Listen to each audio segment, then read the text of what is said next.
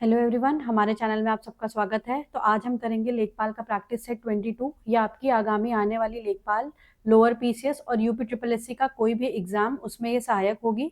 तो चलिए शुरू करते हैं। आज का पहला प्रश्न, 1866 में ब्रह्म समाज में हुए प्रथम विभाजन के बाद केशव चंद्र सेन के नेतृत्व वाले गुट को निम्नलिखित में से किस नाम से जाना जाने लगा? आदि ब्रह्म समाज, भारतवर्षीय ब्रह्म समाज, साधारण ब्रह्म समाज, प्रार्थना समाज या उपयुक्त में से कोई नहीं। तो सबसे पहले तो आप ये याद रखिएगा कि जो सबसे पहली संस्था थी वो ब्रह्म समाज थी। फिर इसके बाद इसमें 1866 में विभाजन हो गया, और जब ये विभाजन हुआ तो जो केशव चंद्र सेन ने जिसका नेतृत्व किया उसका नाम क्या रखा गया? उसका नाम रखा गया भारतवर्षीय ब्रह्म समाज। 1866 में केशव चंद्र सेन और देवेंद्रनाथ टैगोर के बीच वैचारिक मतभेद के कारण ब्रह्म समाज का पहला औपचारिक विभाजन हुआ। देवेंद्रनाथ टैगोर वाले समूह ने स्वयं को क्या बोला? आदि ब्रह्म समाज बोला, और केशव चंद्र सेन वाले ने स्वयं को क्या बोला? भारतवर्षीय ब्रह्म समाज। इसके बाद केशव चंद्र सेन ने भारतवर्षीय ब्रह्म समाज की स्थापना की, जो अधिक प्रगतिशील और सामाजिक सुधारों का पक्षधर था। इस विभाजन का मुख्य कारण था केशव चंद्र सेन के द्वारा गैर ब्राह्मणों को उपदेश देने की अनुमति और अंतर जातीय विवाहों का समर्थन करना। इस वजह से देवेंद्रनाथ टैगोर और केशव चंद्र सेन के बीच वैचारिक मतभेद हो गए, जिसकी वजह से इसका विभाजन हो गया। 1878 में फिर से केशव चंद्र सेन के गुट में विभाजन हुआ, जिससे भारतवर्षीय ब्रह्म समाज पुनः विभाजित हो गया और उससे अलग होकर और क्या बना? साधारण ब्रह्म समाज बना। ये भी आप याद रखेंगे, साधारण ब्रह्म समाज। केशव चंद्र सेन ने ही 1870 में इंडियन रिफॉर्म एसोसिएशन की स्थापना की थी। ये इंपॉर्टेंट है आपके लिए, ये डायरेक्ट भी पूछा जा सकता है कि इंडियन रिफॉर्म एसोसिएशन की स्थापना किसने करी थी? केशव चंद्र सेन ने करी थी। कब करी थी? 1870 में करी थी। सेकंड क्वेश्चन देखते हैं। वर्ष 1902 में बंगाल के मिदनापुर जिले में अनुशीलन समिति की पहली गुप्त शाखा की स्थापना किसके द्वारा करी गई थी? अनुशीलन समिति की स्थापना कब करी गई थी? 1902 में। कहाँ करी गई थी? बंगाल के मिदनापुर में करी गई थी। और किसके द्वारा करी गई थी? ये ज्ञानेन्द्रनाथ बसु के द्वारा की गई थी। बंगाल में क्रांतिकारी गतिविधियों के सूत्रपात के रूप में 1902 में मिदनापुर में ज्ञानेन्द्रनाथ बसु ने अनुशीलन समिति की स्थापना करी। लगभग उसी समय कलकत्ता में प्रमथनाथ मित्र या पी मित्र ने एक और अन्य अनुशीलन समिति का गठन किया। हम लोग जनरली जो पढ़ते हैं वो पी मित्रा वाली पढ़ते हैं, लेकिन आप ध्यान ये देंगे कि यहाँ पे किसकी बात करी जा रही है? यहाँ पे 1902 वाले की बात करी जा रही है, जो कि ज्ञानेन्द्रनाथ बसु ने स्थापना करी थी इसकी। और इस संगठन का मुख्य उद्देश्य शारीरिक प्रशिक्षण के माध्यम से युवाओं में देशभक्ति और क्रांतिकारी भावनाओं का संचार करना था। अनुशीलन समिति ने युगांतर जैसी पत्रिकाओं के माध्यम से ब्रिटिश शासन के विरुद्ध सशस्त्र विद्रोह का प्रचार किया। जतिन नाथ बैनर्जी और वारिंद्र कुमार घोष ने इस संगठन के विस्तार में महत्वपूर्ण भूमिका निभाई, और मिदनापुर शाखा को बंगाल में क्रांतिकारी राष्ट्रवाद का प्राथमिक केंद्र भी माना जाता है। भारतीय राष्ट्रीय कांग्रेस के किस अधिवेशन में पहली बार स्वदेशी, बहिष्कार, राष्ट्रीय शिक्षा और स्वराज से संबंधित 4 महत्वपूर्ण प्रस्ताव पारित किए गए? बनारस अधिवेशन 1905, कलकत्ता अधिवेशन 1906, सूरत अधिवेशन 1907, इलाहाबाद अधिवेशन 1910 या उपयुक्त में से कोई नहीं। तो स्वदेशी, बहिष्कार, राष्ट्रीय शिक्षा, स्वराज से संबंधित 4 महत्वपूर्ण प्रस्ताव पारित किए गए थे कलकत्ता अधिवेशन 1906 में। 1906 में कलकत्ता अधिवेशन की अध्यक्षता दादा भाई नौरोजी जी ने करी थी, जहां पे बंग के विरोध में प्रस्ताव को मजबूती प्रदान की गई। इस अधिवेशन में नरम दल और गरम दल के बीच बढ़ते तनाव के बावजूद स्वदेशी और बहिष्कार के आंदोलन को आधिकारिक समर्थन प्राप्त हुआ। स्वराज को कांग्रेस के मुख्य लक्ष्य के रूप में इसी मंच के द्वारा पहली बार स्पष्ट रूप से घोषित किया गया। इन प्रस्तावों के कार्यान्वयन के तरीकों को लेकर ही आगे चलकर पर 1907 में सूरत अधिवेशन में कांग्रेस का विभाजन हो गया, जिसको हम लोग क्या कहते हैं? सूरत स्प्लिट भी कहते हैं। इसकी शुरुआत यहीं से हो गई थी 1905 में, लेकिन ये फाइनली जाके सूरत स्प्लिट होता है 1907 में। आगे बढ़ते हैं। दादा भाई नौरोजी ने इस अधिवेशन में पहली बार कांग्रेस के मंच से स्वराज शब्द का उच्चारण किया था। यहाँ पे जो ध्यान रखने योग्य बात यह है कि ये जो 1906 का अधिवेशन हुआ था, इसकी अध्यक्षता किसने करी थी? तो इसकी अध्यक्षता दादा भाई नौरोजी जी ने करी थी। और 1905 के बनारस अधिवेशन में केवल स्वदेशी और बहिष्कार के संकल्पों पर चर्चा की गई थी, लेकिन वो पूरी तरीके से पारित 1906 में हुआ था, जहां पे बात करी गई थी स्वदेशी, बहिष्कार, राष्ट्रीय शिक्षा और स्वराज की। आगे बढ़ते हैं। 1857 के प्रथम स्वतंत्रता संग्राम के दौरान लखनऊ में विद्रोह का सफल नेतृत्व निम्नलिखित में से किसने किया था? रानी लक्ष्मीबाई ने, नाना साहब ने, बेगम हजरत महल, कुंवर सिंह या उपयुक्त में से कोई नहीं। तो लखनऊ में विद्रोह का सफल नेतृत्व किया था बेगम हजरत महल ने। बेगम हजरत महल ने अपने अल्पवयस्क पुत्र बिरजिस कादिर को अवध का नवाब घोषित करके लखनऊ का विद्रोह शुरू किया था। उन्होंने ब्रिटिश ईस्ट इंडिया कंपनी के खिलाफ एक बड़ी सेना का गठन किया और रेसिडेंसी की घेराबंदी में महत्वपूर्ण भूमिका निभाई। फिर मार्च 1858 में सर कॉलिन कैंपबेल के नेतृत्व में ब्रिटिश सेना के द्वारा लखनऊ पर फिर से नियंत्रण किए जाने तक ये विद्रोह सक्रिय रहा। यानी कि यहाँ के विद्रोह को किसने दबाया था, ये भी क्वेश्चन पूछता है कि लखनऊ के विद्रोह को दबाया था सर कॉलिन कैंपबेल ने। और बेगम हजरत महल को क्या उपाधि दी गई थी, महक परी की उपाधि दी गई थी। उनके साहस के कारण उन्हें अवध की बेगम के रूप में सम्मान प्राप्त है और अंततः उन्हें, और फिर फाइनली लास्ट में जाके उन्होंने काठमांडू में शरण ले ली थी। उत्तर प्रदेश की एक जनपद एक उत्पाद, वन डिस्ट्रिक्ट वन प्रोडक्ट योजना के अंतर्गत आंवला फल के प्रसंस्करण और उत्पादन के लिए किस जिले को विशेष रूप से चिन्हित किया गया है? तो ये किया गया है प्रतापगढ़ को चिन्हित। प्रतापगढ़ जिला उत्तर प्रदेश में आंवला उत्पादन का सबसे बड़ा केंद्र है और इसे वन डिस्ट्रिक्ट वन योजना के तहत चुना भी गया है। और यहाँ की विशेष बलुई दोमट मिट्टी आंवले की खेती के लिए अत्यंत उपयुक्त मानी जाती है। जिले में चकिया और बनारसी जैसी आंवले की उच्च गुणवत्ता वाली किस्में मुख्य रूप से उगाई जाती हैं। उत्तर प्रदेश में कुल आंवला उत्पादन में लगभग कितना योगदान है? उत्तर प्रदेश में आंवला उत्पादन में प्रतापगढ़ का योगदान लगभग, उत्तर प्रदेश का कुल आंवला उत्पादन में लगभग 60% का योगदान है। और आंवला विटामिन सी का सबसे समृद्ध प्राकृतिक स्रोत है और इसका प्रयोग च्यवनप्राश और आयुर्वेदिक औषधियों को बनाने में भी किया जाता है। तो मेनली आप ये याद रखेंगे कि प्रतापगढ़ जिला उत्तर प्रदेश में आंवला उत्पादन का सबसे बड़ा केंद्र है और इसे वन डिस्ट्रिक्ट वन प्रोडक्ट के तहत चुना गया है। और इसमें एक इम्पॉर्टेंट ये है कि उत्तर प्रदेश का कुल आंवला उत्पादन में लगभग 60% का योगदान है। प्रायद्वीपीय भारत की किस नदी को उसके विशाल आकार और व्यापक विस्तार के कारण दक्षिण गंगा के नाम से जाना जाता है? कृष्णा, कावेरी, नर्मदा, गोदावरी या उपयुक्त में से कोई नहीं। तो इसका उत्तर क्या होगा? दक्षिण गंगा के नाम से जाना जाता है गोदावरी को। गोदावरी प्राय भारत की सबसे लंबी नदी है, प्रायद्वीपीय भारत की। इसकी कुल लंबाई 1465 किलोमीटर है। ये महाराष्ट्र के नासिक जिले में त्र्यंबकेश्वर से निकलती है और बंगाल की खाड़ी में गिरती है। इसके विशाल जल क्षेत्र और धार्मिक महत्व के कारण इसे बूढ़ी गंगा या दक्षिण गंगा भी कहा जाता है। गोदावरी का अपवाह तंत्र भारत में कुल भौगोलिक क्षेत्र का लगभग 10% हिस्सा कवर करता है। मंजरा, वेनगंगा और प्राणहिता इसकी कुछ प्रमुख सहायक नदियां हैं। ये इंपॉर्टेंट है आपके लिए, ये अलग से भी पूछ सकता है कि मंजरा, वेनगंगा और प्राणहिता किसकी प्रमुख सहायक नदियां हैं। आपको ऑप्शन दे देगा नर्मदा, गोदावरी, गंगा, कृष्णा। तो आप ये याद रखेंगे कि ये किसकी सहायक नदी है, ये गोदावरी की सहायक नदी है। भारत की जनगणना 2011 के अंतिम आंकड़ों के अनुसार उत्तर प्रदेश का वह कौन सा जिला है जिसका जनसंख्या घनत्व यानी कि पॉपुलेशन डेंसिटी सबसे ज्यादा है? लखनऊ, कानपुर नगर, गाजियाबाद, वाराणसी या उपयुक्त में से कोई नहीं। तो सबसे ज्यादा पॉपुलेशन डेंसिटी है गाजियाबाद की। 2011 की जनगणना के अनुसार गाजियाबाद उत्तर प्रदेश का सबसे सघन बसा हुआ जिला है, जहां का जनसंख्या घनत्व 3971 व्यक्ति प्रति वर्ग किलोमीटर है और ये एनसीआर से निकटता रखता है। और रीजन क्या है इसका अधिक सघन होने का? तीव्र औद्योगिकरण। इसके बाद फिर कहाँ का सबसे ज्यादा जनसंख्या घनत्व है? इसके बाद बनारस का है जहाँ पे 2395 है। इसके बाद लखनऊ का है 1816। उत्तर प्रदेश की अगर हम औसत जनसंख्या घनत्व की बात करें तो ये 829 प्रति वर्ग किलोमीटर है, लेकिन सबसे ज्यादा कहाँ पे है?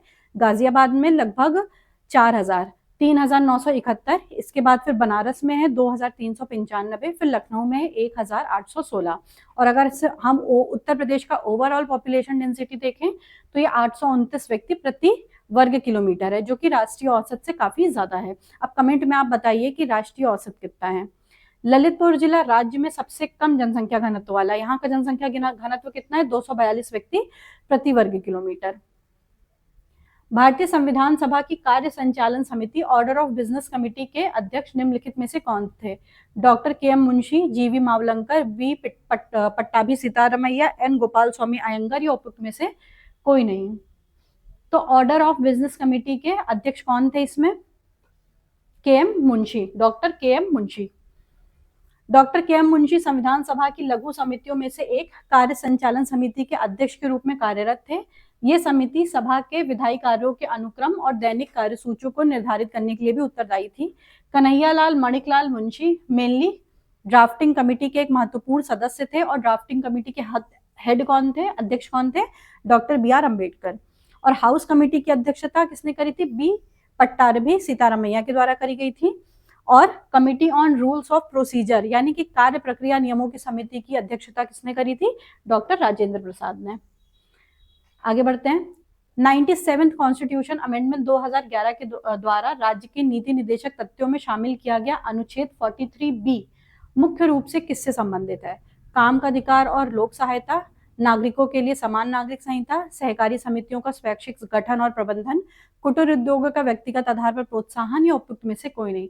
तो 43B संबंधित है सहकारी समितियों का स्वैच्छिक गठन और प्रबंधन, और ये किस में आता है, ये डीपीएसपी में आता है, ये आप याद रखेंगे, ठीक है, ये डीपीएसपी में आता है। और इसे वर्ष 2011 में 97th कॉन्स्टिट्यूशन अमेंडमेंट के माध्यम से संविधान के भाग 4 में जोड़ा गया था। और ये अनुच्छेद ग्रामीण और आर्थिक विकास में सहकारिता की भूमिका को संवैधानिक मान्यता भी प्रदान करता है। 43A में क्या है, कमेंट करके बताइए। इसी, और ये जो संशोधन हुआ था, इसी संशोधन के द्वारा संविधान के भाग 9B में कोऑपरेटिव सोसाइटीज भी जोड़ा गया था और सहकारी समितियां बनाना अब अनुच्छेद 19(1)(c) के तहत एक मौलिक अधिकार भी है। यानी कि 43B तो जोड़ा ही गया था और 91(c) भी जोड़ा गया था।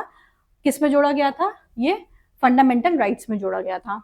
उत्तर प्रदेश पंचायती राज अधिनियम 1947 के किस धारा के अंतर्गत ग्राम पंचायत के निर्वाचन को चुनौती देने के लिए निर्वाचन याचिका यानी कि इलेक्शन पिटीशन का प्रावधान किया गया है, 11A, 12C, 15 या 25A या उपयुक्त में से कोई नहीं।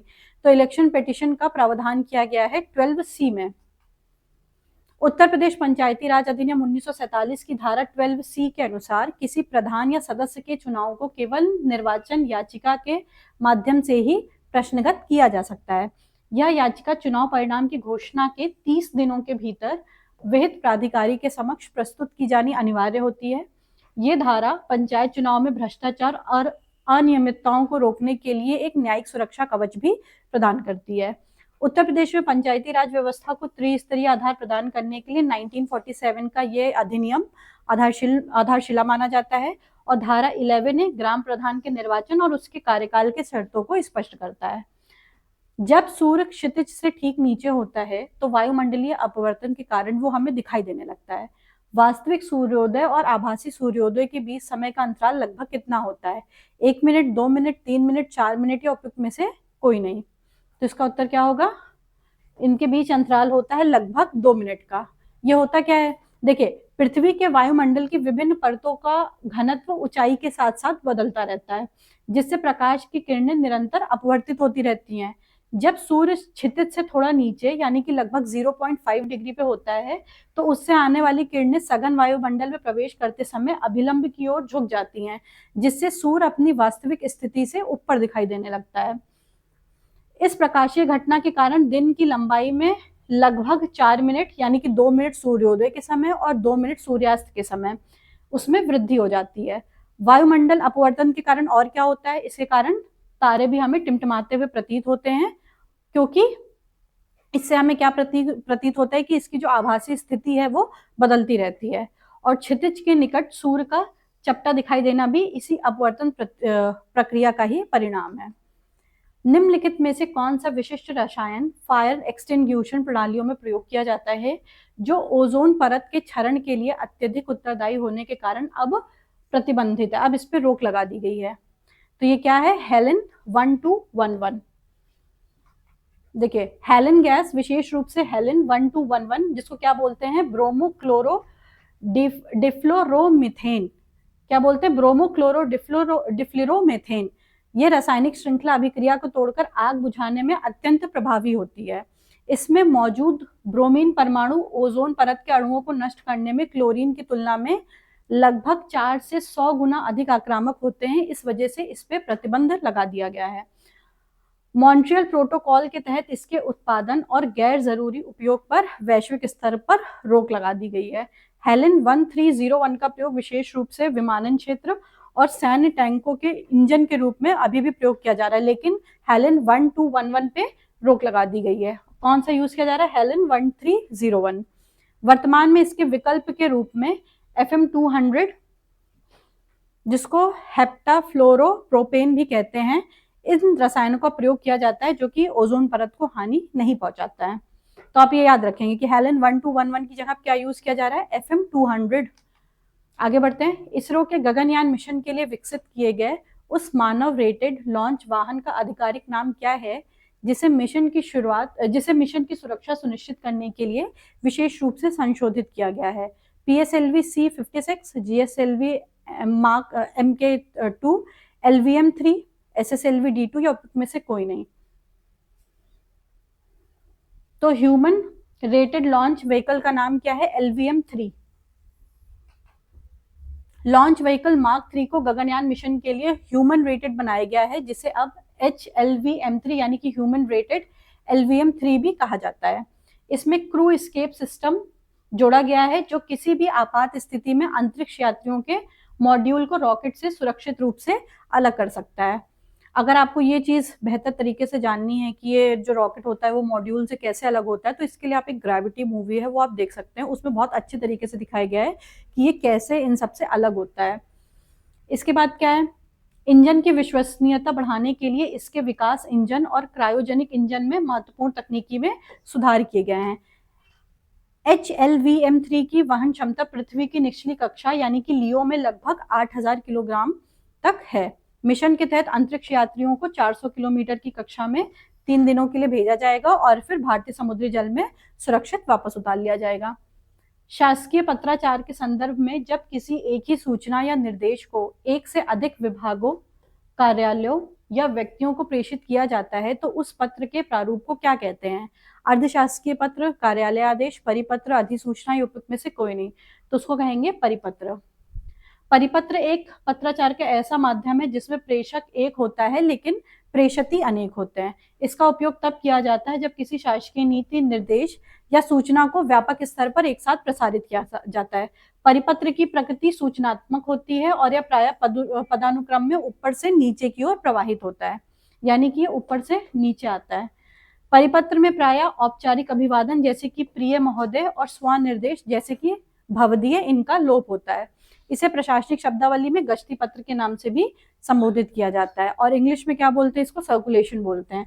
तो आपसे डायरेक्ट प्रश्न ऐसे भी पूछ सकता है कि गश्ती पत्र के नाम से कौन सा पत्र जाना जाता है? शासकीय पत्र, अर्धशासकीय पत्र, परिपत्र या इनमें से कोई नहीं? तो इसका उत्तर क्या होगा? परिपत्र। हिंदी वर्णमाला की ध्वनियों के वर्गीकरण के आधार पर निम्नलिखित में से कौन सा वर्ण मूर्धन्य और अल्प प्राण दोनों की कैटेगरी में आता है? तो इसमें आता है डा। क्या होता है? और टा वर्ग के जो सभी वर्ण होते हैं इनका उच्चारण स्थान भी मूर्धा होता है, इसलिए इनको क्या कहते हैं? मूर्धन्य कहते हैं। इसमें देख लीजिए टा वर्ग के सारे वर्ण आते हैं। और अल्प प्राण वे ध्वनियां होती है जिनके उच्चारण में मुख से कम वायु निकलती है। और इसमें क्या क्या शामिल है? इसमें प्रत्येक वर्ग का प्रथम, तृतीय और पंचम वर्ण शामिल होता है। और टा वर्ग का तृतीय वर्ण है, अतः यह मूर्धन होने के साथ साथ अल्प प्राण भी होता है और यही प्रश्न आपसे पूछा गया था। ठीक है, आगे बढ़ते हैं। संधि नियमों के विश्लेषण के आधार पर अत्युष्म शब्द का सही संधि विच्छेद और इसमें प्रयुक्त संधि का प्रकार क्या है?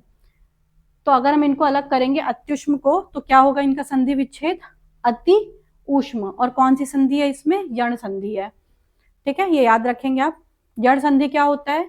इसमें ई और ई के साथ जब अन्य स्वर आता है तो या हो जाता है। जब ई के बाद कोई असमान स्वर होता है तो ई का परिवर्तन या में हो जाता है। इसको क्या कहते हैं? यण संधि कहते हैं। आगे बढ़ते हैं। यण संधि में ऊ और ऊ के स्थान पर वा और री के स्थान पर रा का आदेश होता है तो इसके बाद भी कोई भिन्न स्वर आता है। अत्युष्म का अर्थ क्या होता है? अत्यधिक गर्म। ये विशेषण के रूप में प्रयुक्त होने वाला तत्सम शब्द है। निम्नलिखित में से किस शब्द में अलुक तत्पुरुष समास का प्रयोग हुआ है? युधिष्ठिर, प्रयोगशाला, दशानन, आजन्म या इनमें से कोई नहीं? तो अलुक तत्पुरुष समास का प्रयोग हुआ है युधिष्ठिर में। अलुक तत्पुरुष समास की मुख्य विशेषता ये होती है कि इसमें पूर्व पद की विभक्ति का लोप नहीं होता है। युधिष्ठिर का अगर हम विग्रह करेंगे तो युद्धि प्लस स्थिर होगा, यानी कि युद्धि का अर्थ क्या होगा? युद्ध में, और स्थिर का मतलब तो पता ही है आपको, स्थिर होना। तो यहाँ युद्धि संस्कृत की सप्तमी विभक्ति के रूप में प्रयुक्त होता है जो समास होने पर भी सुरक्षित रहता है। आगे बढ़ते हैं। वाच्य के संदर्भ में मुझसे अब चला नहीं जाता वाक्य में कौन सा वाच्य प्रयुक्त हुआ है? कृतवाच्य, कर्मवाच्य, भाववाच्य, मिश्रित वाच्य या उपयुक्त में से कोई नहीं। तो इसमें कौन सा वाच्य प्रयुक्त हुआ है? भाववाच्य। क्या होता है ये? भाववाच्य में क्रिया ना तो कर्ता के अनुसार होती है और ना ही कर्म के अनुसार होती है, बल्कि इसमें भाव की प्रधानता होती है। इस वाक्य में क्रिया यानी कि चला जाना एक अकर्मक है और विवशता का भाव प्रकट करता है। भाववाच्य की क्रिया सदैव पुल्लिंग, अन्य पुरुष और एक वचन में रहती है और भाववाच्य का प्रयोग प्राय असमर्थता जताने के लिए नकारात्मक वाक्यों के रूप में किया जाता है। यदि क्रिया सकर्मक हो और कर्ता के साथ से लगा हो तो वो कैसी बन जाती है? फिर वो कर्मवाच्य हो जाती है। वाक्यांश के लिए एक शब्द के अंतर्गत वह न्यायिका जिसका पति परदेश से लौट आया हो, इसके लिए शुद्ध शब्द क्या है? तो इसके लिए क्या होगा? आगत पतिका। आगत पतिका उस नायक को कहते हैं जिसका पति विदेश या परदेश से वापस आ गया हो। और पोषित पतिका क्या होता है? वो स्त्री जिसका पति विदेश गया हो। और प्रवत्स्य पतिका किसको कहते हैं? जिसका पति परदेश जाने वाला हो। ठीक है। और जो इसमें आगत पतिका है ऐसा कुछ नहीं होता है, ये बस कंफ्यूज करने के लिए दिया रहता है ऑप्शन में। उत्तर प्रदेश आपदा प्रबंधन प्राधिकरण यूपी एसडीएमए के कार्यों और वित्तीय संरचना के संदर्भ में राज्य आपदा प्रतिक्रिया निधि का गठन आपदा प्रबंधन अधिनियम 2005 की किस विशिष्ट धारा के प्रावधानों के तहत अनिवार्य है? देखिए, आपके इन्वायरमेंट के सिलेबस में इन्वायरमेंट का वेटेज लेखपाल के एग्जाम के लिए 10 मार्क्स का है और ये 2 पार्ट में डिवाइड है। एक में पूरा पर्यावरण और पारिस्थितिकी पढ़ाया रहेगा और दूसरे में आपदा प्रबंधन रहेगा। तो आपको दोनों टॉपिक से रिलेटेड प्रश्न यहाँ पे मिलेंगे। इसके अलावा आपको रोज 12 बजे इन्वायरमेंट टॉपिक के यूपी ट्रिपल एससी के पीवाईक्यूज मिलेंगे डेली, जिसको आप जाके देख सकते हैं। इससे आपको आइडिया लगेगा कि आपकी आगामी आने वाली परीक्षा में लेखपाल में कैसे प्रश्न आपदा प्रबंधन और पर्यावरण से पूछे जाएंगे। तो यहाँ पे इसका उत्तर क्या होगा? धारा 44, 48(1)(a), धारा 52, धारा 46(2) या उपयुक्त में से कोई नहीं। तो इसका उत्तर होगा 48(1)(a। है क्या ये?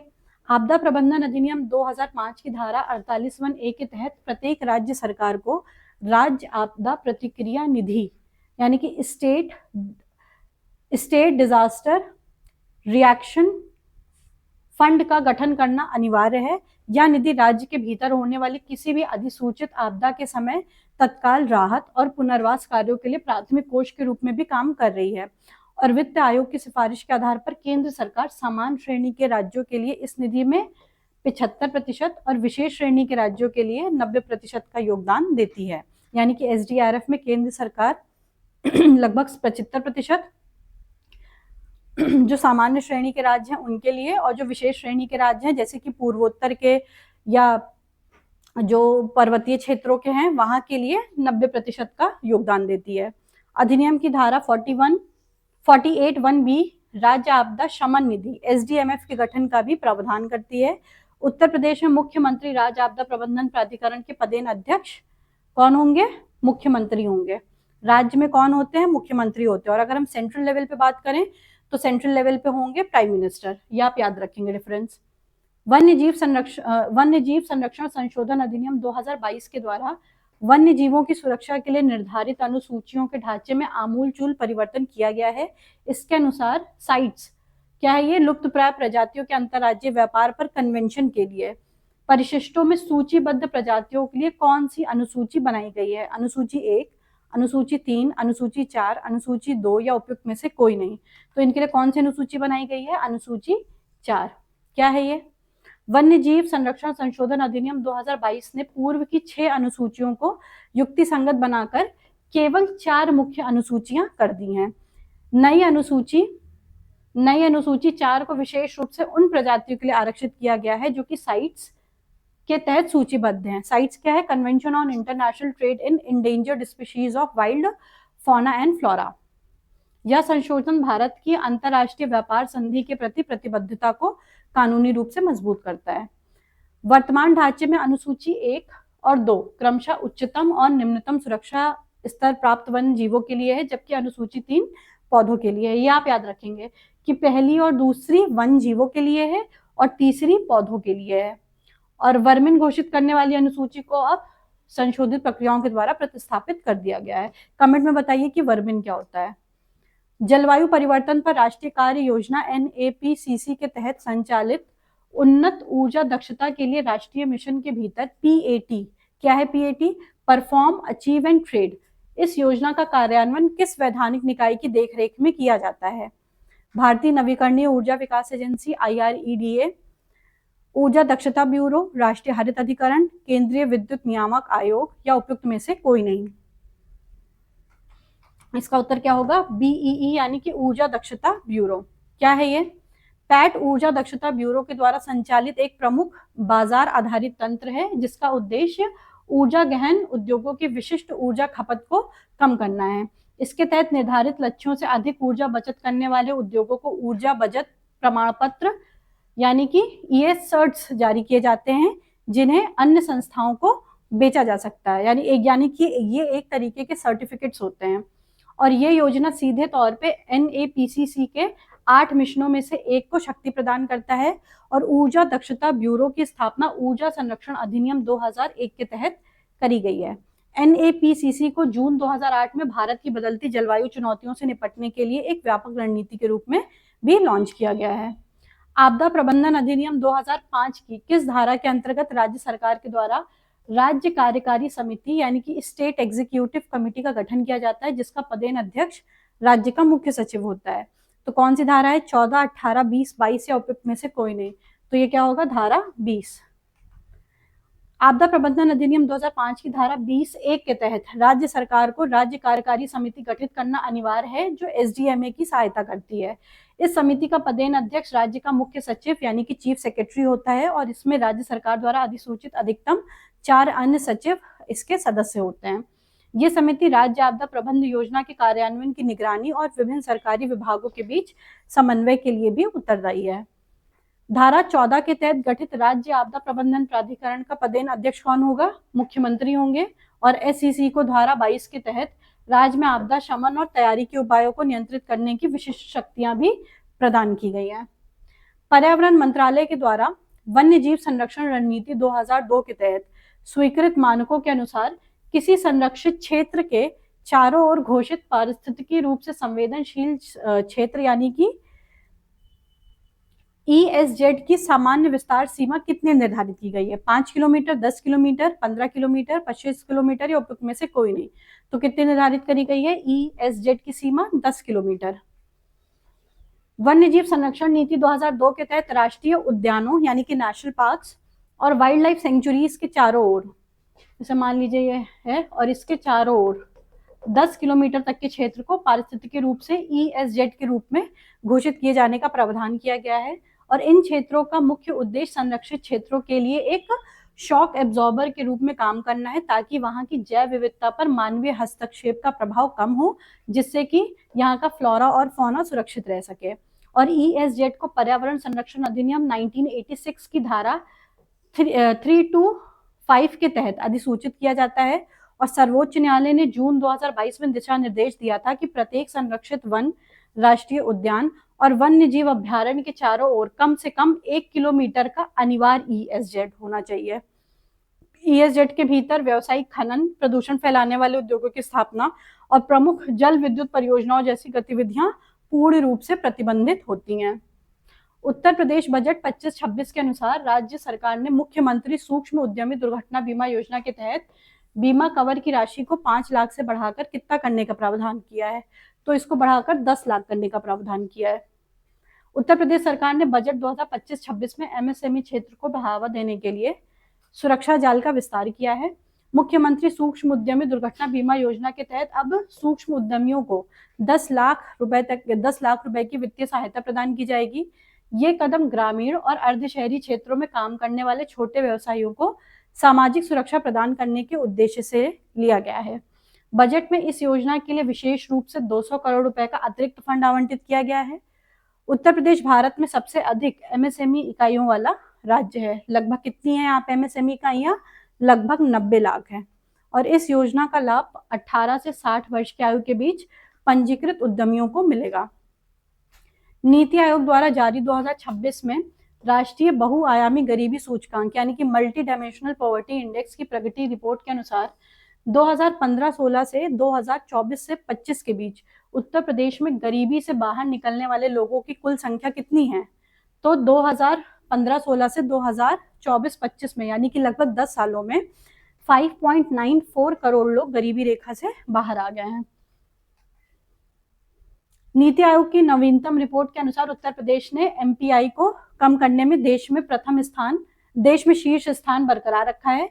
राज्य में पिछले 9 वर्षों में लगभग 5.94 करोड़ लोग गरीबी रेखा से बाहर आए हैं, जो राष्ट्रीय स्तर पर सबसे बड़ी गिरावट को प्रदर्शित करता है।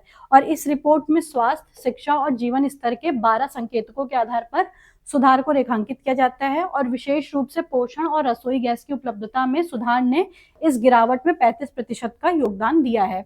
अगर स्टेटमेंट के फॉर्म में आपसे क्वेश्चन पूछेगा ना, तो ये स्टेटमेंट इसमें बन सकता है कि किसकी वजह से इसमें इतनी कमी आई है। तो ये पोषण और रसोई गैस की उपलब्धता में सुधार के कारण इसकी गिरावट लगभग कितनी प्रतिशत हो गई है? लगभग 35% हो गई है। और उत्तर प्रदेश के बाद बिहार और मध्य प्रदेश ने गरीबी कम करने में क्रमशः दूसरा और तीसरा स्थान प्राप्त किया है। और भारत का राष्ट्रीय एमपीआई सूचकांक Oxford poverty and human development initiative OPHI की पद्धति पर आधारित है। फरवरी 2026 में भारत सरकार द्वारा राष्ट्रीय हरित हाइड्रोजन मिशन के दूसरे चरण की शुरुआत की गई। इसके अंतर्गत 2030 तक लक्षित वार्षिक हरित हाइड्रोजन उत्पादन क्षमता को बढ़ाकर कितना करने का संशोधित लक्ष्य रखा गया है। 5 MMT, 8 MMT, 10 MMT, 12 MMT या उपयुक्त में से कोई नहीं। तो इसका लक्ष्य रखा गया है 8 MMT, 8 million metric ton. Mission के दूसरे चरण में, जो कि प्रभावी हो गया है फरवरी 2026 से, इसमें भारत ने अपने मूल 5 MMT के लक्ष्य को संशोधित करके 8 MMT कर दिया है।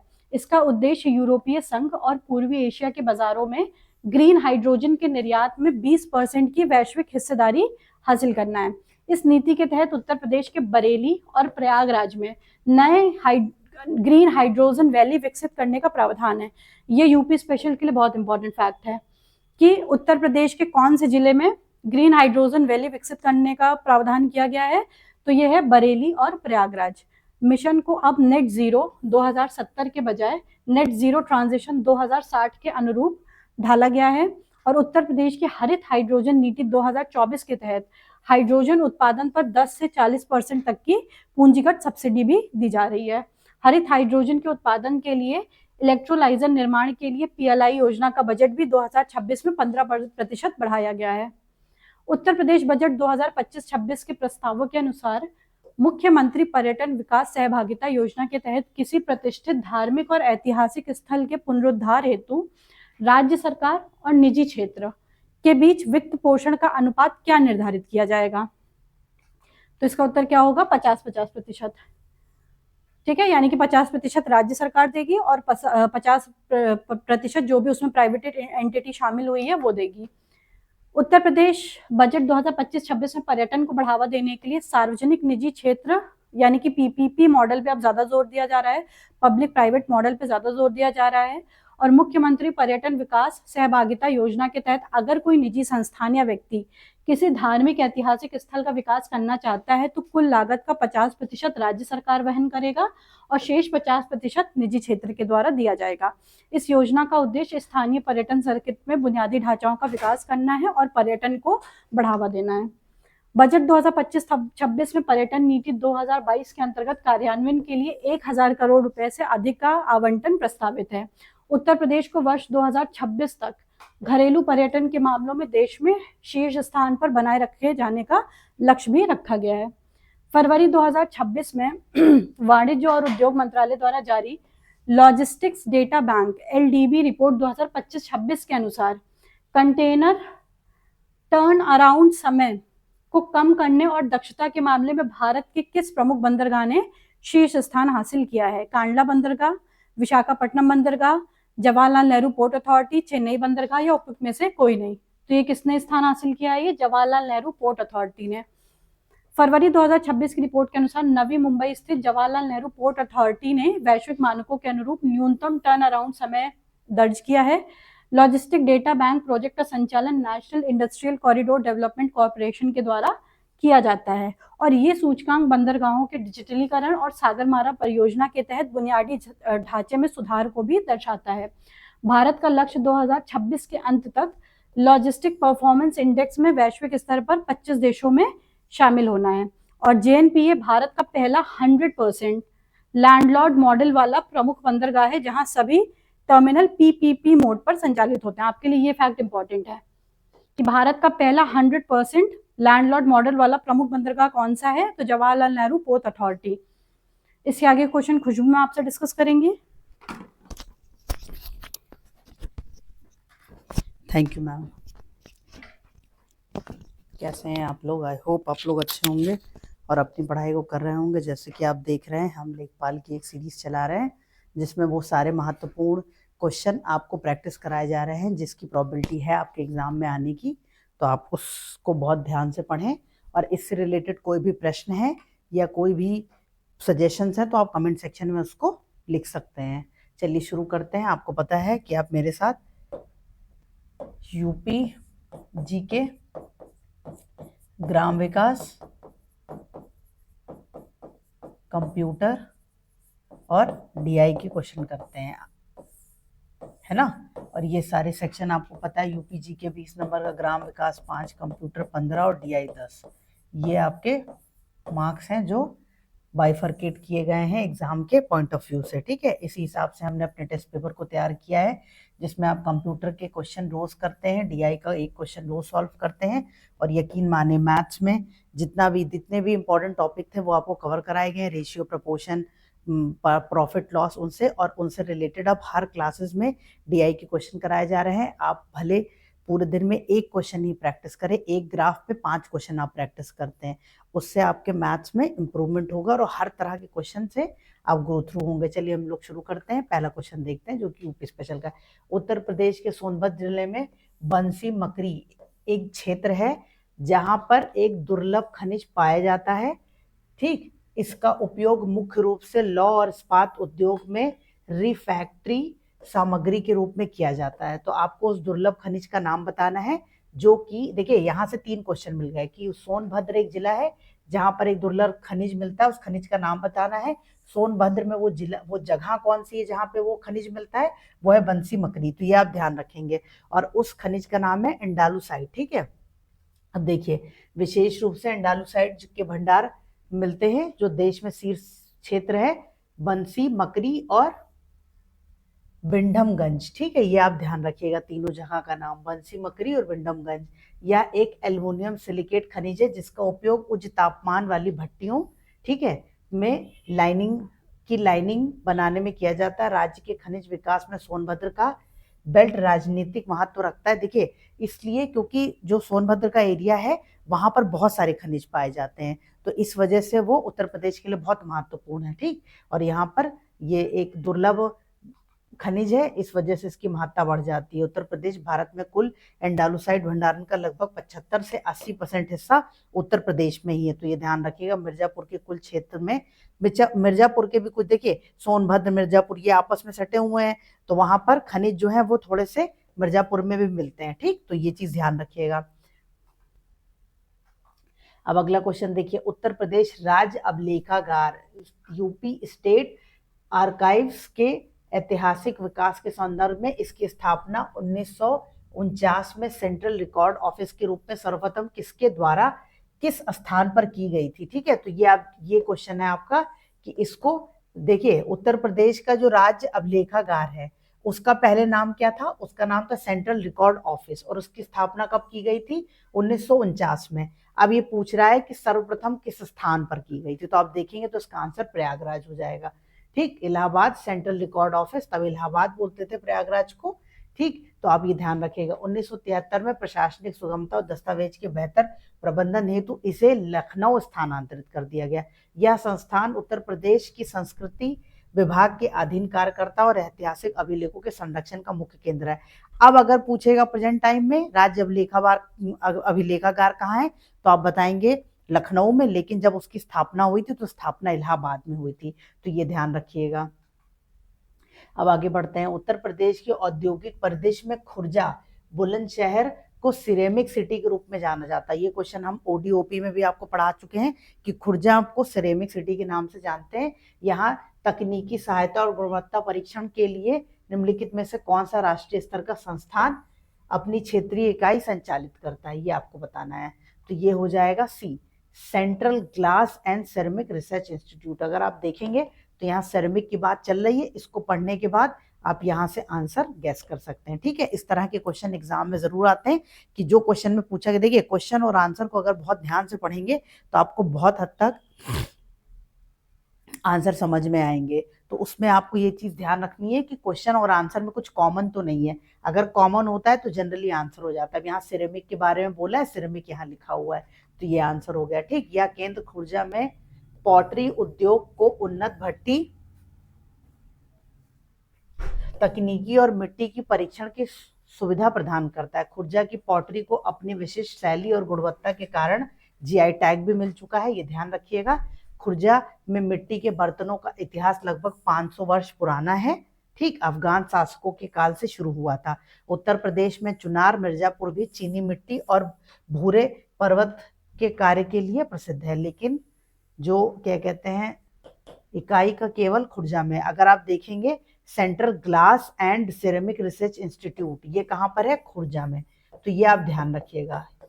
पर जो मिट्टी के बर्तन है और कुछ चुनार एक जगह पड़ती है मिर्जापुर में, वहां पर भी चीनी मिट्टी के बर्तन बनाए जाते हैं, ये ध्यान रखिएगा। पर ये सेरेमिक सिटी के नाम से खुर्जा ही फेमस है, तो खुर्जा का नाम याद रखिएगा। उत्तर प्रदेश औद्योगिक निवेश और रोजगार प्रोत्साहन नीति 2022 के विभिन्न प्रावधानों और प्रोत्साहन श्रेणियों के संदर्भ में निम्नलिखित कथनों पर विचार कीजिए। अब देखिए, ये एक उत्तर प्रदेश की औद्योगिक निवेश और रोजगार नीति है 2022 की, उससे रिलेटेड यहाँ पर 3 फैक्ट दिए हैं। अब इन 3 फैक्ट को आप पढ़ेंगे, उसके बाद ये ऑप्शंस देखेंगे कौन सा सही है कौन सा गलत, ये ऑप्शन टिक करना है। ठीक, इस तरह के क्वेश्चन स्टेटमेंट वाइज होते हैं, थोड़ा सा क्वेश्चन डिफिकल्ट करना होता है तो इस तरह से बनाए जाते हैं। ठीक, अब देखिए पहला पढ़िए, मेगा श्रेणी की परियोजनाओं के लिए न्यूनतम 500 करोड़ से 2000 करोड़ के मध्य का निवेश अथवा 1000 व्यक्तियों को प्रत्यक्ष रोजगार प्रदान करना अनिवार्य है। क्षेत्रीय आधार पर स्टैम्प शुल्क में छूट का प्रावधान किया गया है, जिसके तहत बुंदेलखंड और पूर्वांचल में 100% और पश्चिमांचल में 75% की छूट दी जाएगी। महिला उद्यमियों द्वारा स्थापित एमएसएमई इकाइयों को पश्चिमांचल क्षेत्र में स्टैम्प शुल्क केवल 80% की छूट होगी। अब देखिए यहाँ पर एक ट्रिक ये होती है, अगर आप समझेंगे कि कहीं पर केवल लिखा है ओनली, ठीक है, तो इस तरह के क्वेश्चन अक्सर गलत होते हैं कि सिर्फ। ठीक, तो ये ध्यान देंगे तो यहाँ पर आंसर इसका देखिए, इसमें आंसर 1 और 2 हो जाएगा। क्यों?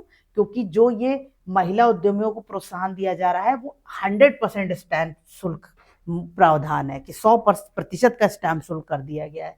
ठीक, ये ध्यान दीजिएगा। फिर आप देखेंगे अगला क्वेश्चन, उत्तर प्रदेश के दक्षिण पश्चिमी अर्ध शुष्क पठारी क्षेत्र बुंदेलखंड की मृदा विशिष्टताओं के संदर्भ में निम्नलिखित कथनों पर विचार करें। अब ये बुंदेलखंड की मृदा के बारे में 3 फैक्ट लिखे गए हैं और इनको पढ़ना है और इनमें बताना है कि कौन सा सही है और कौन सा गलत है, या तीनों सही है या गलत है। ऐसा भी हो सकता है तीनों ही गलत हो, ऐसा भी हो सकता है कोई 2 सही हो, ऐसा हो सकता है सिर्फ 1 सही हो, तो ये डिपेंड करेगा क्वेश्चन के ऑप्शन की फॉर्मेटिंग में। अब इसमें देखिए पड़वा, देखिए पड़वा बोलिए या इसको परवा बोलिए, ये दोनों तरह से उच्चारण किया जाता है। मृदा मुख्य रूप से हमीरपुर और जालौन जिले के बीहड़ों में पाई जाती है, जो गहरे लाल रंग की भारी मृदा होती है। फिर काबर एक होता है, काबर या कावर दोनों लिखे रहते हैं। मृदा की विशेषता इसकी उच्च जल धारण करना क्षमता, ठीक है, अत्यधिक चिपचिपापन, जिसे काली मिट्टी का एक रूप माना जाता है। ठीक, काबर काली मिट्टी ऐसे लिख दिया। राकर और या फिर इसको राकड़ इस नाम से भी जानते हैं, तो ध्यान रखिएगा। मृदा ढलानों पर स्थित अवशिष्ट मृदा है, जिसे इसकी मोटाई के आधार पर मोटी और पतली श्रेणियों में विभाजित किया गया है। ठीक है, अब हम देखेंगे, देखिए इसका आंसर जो है वो बी है, दूसरा और तीसरा सही है और पहला अगर आप बात करेंगे तो जो पड़वा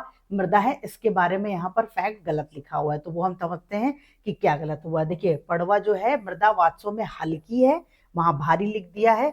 बलुई दोमट है, वो भी गलत लिख दिया है, ना कि भारी। ठीक, ये ध्यान रखना, इसका रंग हल्का भूरा या लालिमा लिए होता है। तो ये वाला जो सेक्शन था वहां पर गलत लिखा हुआ है, इसलिए आपका आंसर हल्की वहां भारी लिख दिया है। इसी तरह से स्टेटमेंट में नाम या फिर ऐसा फैक्ट बदलते हैं जिससे क्वेश्चन गलत हो जाता है। ठीक, बाकी सब उन्होंने सही लिखा, बस ये बदल दिया।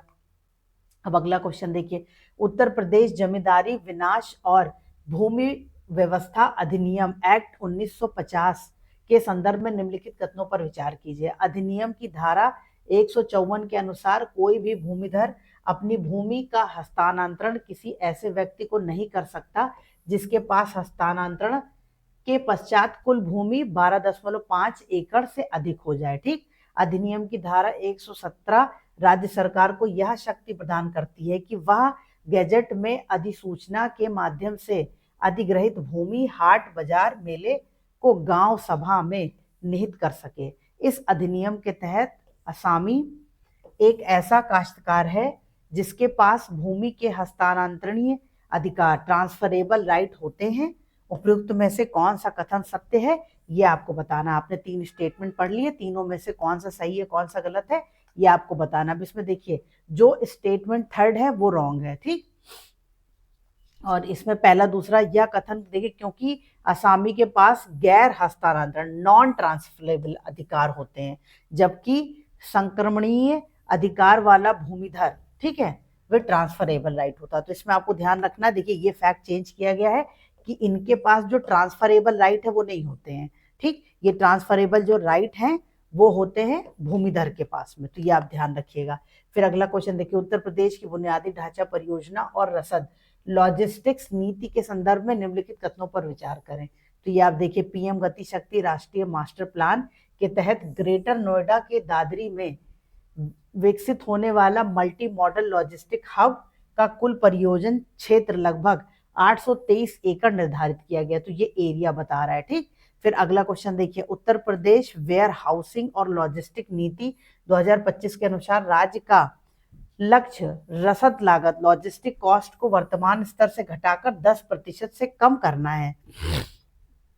फिर आप अगला देखेंगे, उत्तर प्रदेश में गंगा एक्सप्रेसवे परियोजना के तहत निर्मित होने वाला मार्ग मेरठ के बिजौली गंगा से प्रारंभ होकर प्रयागराज के जुदापुर दांडू गांव तक विस्तृत है। अब इसमें से कौन सा कथन सत्य है ये आपको बताना। अब देखिए ये थोड़ा सा टफ क्वेश्चन है, बहुत ज्यादा डिटेल में। प्रयागराज के अंदर भी कौन सा गांव है, फिर मेरठ से चलता है तो कौन सा गांव है, बहुत डेप्थ में ये क्वेश्चन पूछ लिया है। इस तरह के भी क्वेश्चन आपके एग्जाम में मिल जाते हैं। ठीक, तो इसमें अगर आप देखेंगे तो इसकी ये तीनों ही स्टेटमेंट सही हैं। और ये ऐसे जब क्वेश्चन होते हैं जो बहुत लेंदी होते हैं और बहुत टफ होते हैं, जिसमें बहुत डेप्थ में पूछा होता है, तो जनरली वो स्टेटमेंट सही होते हैं जनरली। ठीक है, अब हर सही मत मान लीजिएगा, पर जनरली इस तरह के डिफिकल्ट क्वेश्चन में तीनों ही ऑप्शन सही होते हैं। ठीक, अब अगला क्वेश्चन देखिए, अब इसमें है निम्नलिखित कथनों पर विचार कीजिए। समाज और संस्कृति एक दूसरे से अलग नहीं है, बल्कि दोनों का आंशिक रूप से एक दूसरे में समावेश है। ठीक, कुछ आंशिक संस्कृति साहित्य आंशिक समाज होते हैं, समाज हैं। यह विचार समाजशास्त्री क्रोबर द्वारा प्रस्तुत किया गया। समाज और संस्कृति का अध्ययन अलग अलग नहीं किया जा सकता क्योंकि दोनों परस्पर पूरक हैं। अब ये आपको पता है, ये ग्राम विकास का क्वेश्चन है जिसमें इन्होंने समाज संस्कृति से लेकर 3 स्टेटमेंट लिए हैं, और तीनों स्टेटमेंट कौन से सही है कौन से गलत। तो समाज और संस्कृति एक दूसरे से अलग नहीं है, बल्कि दोनों का आंशिक रूप से एक दूसरे पर समावेशन है। ये बात एकदम ठीक लग रही है पढ़ने में। जैसे देखिए ये पढ़ने में कैसा लग रहा है कि है जनरलाइज स्टेटमेंट। देखिए एक जनरल स्टेटमेंट अगर कहीं किसी स्टेटमेंट में लिखा होता है तो वो जनरली सही होता है, तो ये भी सही लग रहा है। अब इसमें अगर कोई पोर्शन गलत हो सकता है तो वो ये वाला है, क्योंकि इसमें यहाँ पर समाजशास्त्री क्रोबर के बारे में लिखा। अब मान लीजिए यहाँ पर रॉबर्ट लिख दे या फिर MS स्वामीनाथन लिख दे या फिर ऐसे लोगों का नाम, तो ये एक चेंज करने वाला है। अब ये भी सही लग रहा है, समाज और संस्कृति का अध्ययन अलग अलग नहीं किया जा सकता क्योंकि दोनों परस्पर पूरक है, तो ये दोनों ही सही लग रहे हैं। और ये वाला आप याद कर लीजिए, कुछ आंशिक संस्कृति सहित आंशिक समाज होते हैं, तो ये समाजशास्त्री क्रोबर नहीं बोला था, तो इसका तीनों ही स्टेटमेंट सही हो जाएगा। ठीक है, तो ये ध्यान रखिएगा। अब देखिए ग्रामों की आबादी के आधार पर इन्हें कितनी श्रेणियों में वर्गीकृत किया गया है, तो इस तरह के क्वेश्चन भी ग्राम विकास में बन जाते हैं। तो ये 3 श्रेणियों में वर्गीकृत किया है, छोटा गांव, मध्यम गांव, बड़े गांव, 3 श्रेणी हो गई, छोटा मध्यम बड़ा। जहाँ जनसंख्या बहुत होती है, जिनकी आबादी मध्यम स्तर की होती है, जनसंख्या अधिक होती है और सामाजिक सांस्कृतिक गतिविधियां भी अधिक होती है। इस वर्गीकरण का उद्देश्य था ग्रामों की जनसंख्या के अनुसार उनकी सामाजिक संरचना, आर्थिक गतिविधियों और सांस्कृतिक जीवन का अध्ययन करना। ठीक है, तो ये ध्यान रखिएगा, 3 श्रेणियों में बांटा गया है। सबसे पहले छोटे गांव, फिर मध्यम गांव, फिर बड़े गांव, ऐसे 3 श्रेणियां हैं, ये ध्यान रखिएगा। अब अगला क्वेश्चन देखिए, कृषकों के, यहाँ पे अर्थ नहीं होगा, सॉरी, ये लिखा हुआ है अर्ध। कृषकों से अर्ध समाज बनता है, यह कथन किसका था? तो ये कथन आप देखेंगे, देखिए इस तरह के क्वेश्चन कुछ समाजशास्त्रियों ने, जिन्होंने गांव का अध्ययन किया, ग्राम विकास में अपना सहयोग दिया, उन समाजशास्त्रियों के जो बड़े बड़े स्टेटमेंट्स हैं उन पे क्वेश्चन बनते हैं। ये इस तरह के क्वेश्चन पीवाईक्यूज में पूछे गए हैं, तो वो ध्यान रखिएगा। इसका आंसर बी है, ये है जॉर्ज फॉस्टर। ठीक, तो कृषकों से अर्ध समाज बनता है, समाजशास्त्री जॉर्ज फॉस्टर से संबंधित है। उन्होंने यह विचार प्रस्तुत किया कि समाज का आर्थिक ढांचा और सामाजिक संबंध कृषकों से निर्मित होता है। इसका अर्थ है समाज केवल भौतिक या आर्थिक गतिविधियों से नहीं बनता, बल्कि लोगों के बीच के संपर्क, सहयोग और पारस्परिक संबंध ही अर्ध समाज की नींव है। तो ये आप ध्यान रखिएगा। ठीक है, फिर आगे बढ़ते हैं। जब शहर में अलग अलग लोग आकर बसते हैं तो उन्हें किस तरह के शहर कहा जाता है? ठीक है, जैसे मान लीजिए आप, हम किसी भी शहर की बात करिए, आप किसी शहर में रह के पढ़ रहे हैं, अपने गांव से आए, अपने घर से आए, अपने छोटे से शहर से आए, तो जिस शहर में आप रहते हैं तो वहां पर क्या हो रहा है, वहां पर कई शहरों के लोग आके रह रहे हैं, कई समाज के लोग आके रह रहे हैं, तो उस शहर को हम क्या कहते हैं? तो वो क्या हो जाएगा? विजातीय शहर। ठीक, विजातीय मतलब जो विपरीत, देखिए विजातीय का मतलब होता है ये हेट्रोजेनेसिस सिटी। हेट्रोजेनेसिस सिटी का मतलब क्या हो गया? विजातीय शहरों की विशेषता होती है कि वहां बहु सांस्कृतिक, ठीक है, मल्टी कल्चरिज्म और विविध सामाजिक समूह का सह अस्तित्व होता है। तो ये आपको ध्यान रखना है, ये दोनों चीजें हैं। अगर हम समजातीय शहर की बात करेंगे तो वहां पे क्या होगा? अधिकांश लोग एक ही जाति, एक ही धर्म और एक ही संस्कृति के होंगे, तो हम इसको होमोजीनियस सिटी कहते हैं। तो हेट्रोजीनियस का मतलब ये हो गया कि मल्टी कल्चरिज्म चल रहा। मल्टी कल्चरिज्म का मतलब कि विविधता है, धर्मों की, कल्चर की, संस्कृति की, तो इन सारी चीजों पे आप ध्यान रखिएगा विजातीय। फिर अगला क्वेश्चन, अब देखिए इस तरह के भी क्वेश्चन आपके एग्जाम में आते हैं। ये आपका कंप्यूटर का सेक्शन स्टार्ट हो गया है, पर यहाँ पर आप देखेंगे कथन और कारण। ठीक, तो कथन और कारण के क्वेश्चन को पढ़ते हैं और कैसे कथन और कारण के क्वेश्चन को करते हैं ये भी आज हम समझेंगे। देखिए इसमें क्या लिखा है, नीचे 2 कथन दिए गए हैं और उन्हें अभिकथन, ठीक, असर्शन और कारण, रीजनिंग, असर्शन और रीजनिंग के 2 भाग में बांटा जाता है और इनको पढ़ के आपको बताना है आंसर। अब देखिए इसमें है कि वेबसाइट को होस्ट करने वाले वेब सर्वर के लिए स्टैटिक आईपी एड्रेस को प्राथमिकता दी जाती है। ठीक है, अब ये पढ़ने में सही लग रहा है। अगर हमें पता है कि वेबसाइट के होस्ट करने वाले वेब सर्वरों को स्टैटिक आईपी एड्रेस की प्राथमिकता दी जाती है, ठीक है, तो ये बात हमने पढ़ ली। अब इसमें देखिए रीजन में क्या लिखा है, जब भी कोई उपकरण नेटवर्क से कनेक्ट होता है तो स्टैटिक आईपी एड्रेस स्वचालित रूप से बदल जाता है। अब इसमें देखिए, इसमें रिलेशन आप ऐसे बनाइए कि जैसे कथन जो लिखा है उसके आगे क्योंकि लगाइए और फिर उसको कारण से जोड़िए। तो जब कथन पढ़ेंगे तो बाद में हम क्योंकि लगा के कारण से जोड़ेंगे।